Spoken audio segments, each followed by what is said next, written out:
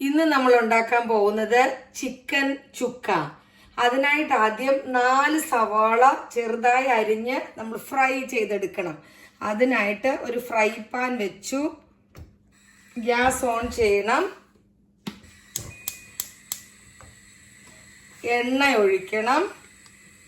ആ 4 സവാള ഫ്രൈ ചെയ്യാൻ ആവശ്യമായ എണ്ണ ഒഴിക്കുക.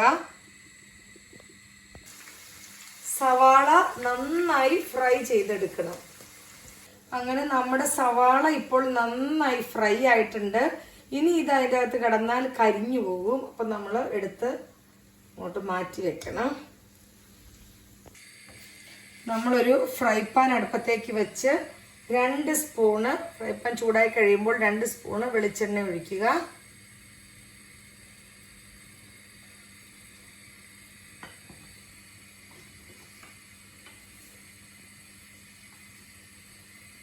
എണ്ണ ചൂടായി കഴിയുമ്പോൾ ഒരു 6 വെളുത്തുള്ളി,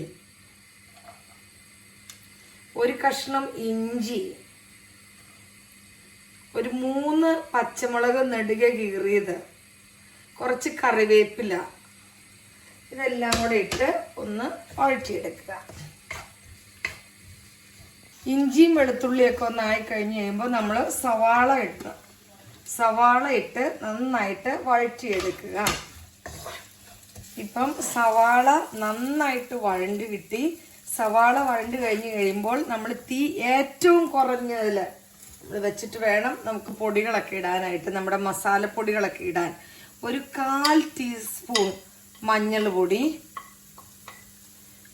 1 ടേബിൾ സ്പൂൺ മുളക് പൊടി, 1 ടേബിൾ സ്പൂൺ മല്ലിപ്പൊടി,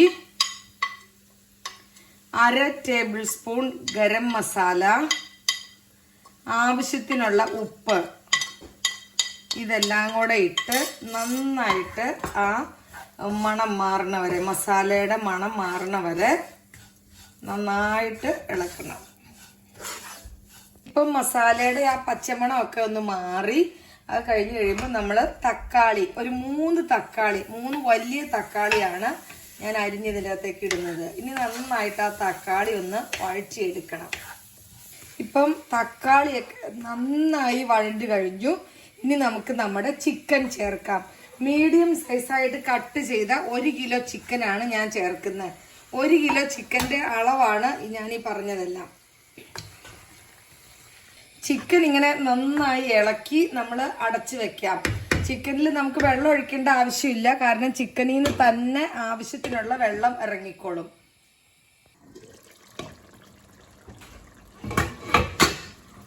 ഇപ്പം നമ്മുടെ ചിക്കൻ നന്നായി വെന്തിട്ടുണ്ട്. നിങ്ങൾ വിചാരിക്കും ഈ വെള്ളം കൂടുതലാന്ന്. ഇപ്പം വെള്ളം കൂടുതലൊന്നുമില്ല. കാരണം വെച്ചിട്ടുണ്ടെങ്കിൽ നമ്മളിപ്പോൾ ഈ ഉള്ളി ഇടാൻ പോവുകയാണ്. ഫ്രൈ ചെയ്ത് വെച്ച ഉള്ളി നമ്മൾ ഇതിൻ്റെ നേരെ ഇടുവാണ്. ഇതിങ്ങനെ പൊടിച്ചങ്ങ് ഇടണം.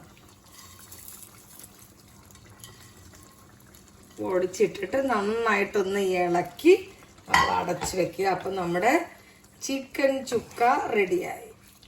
ഇത് നന്നായിട്ട് ഇതിൻ്റെ അകത്ത് കിടന്നൊന്ന് വെന്ത് വരും.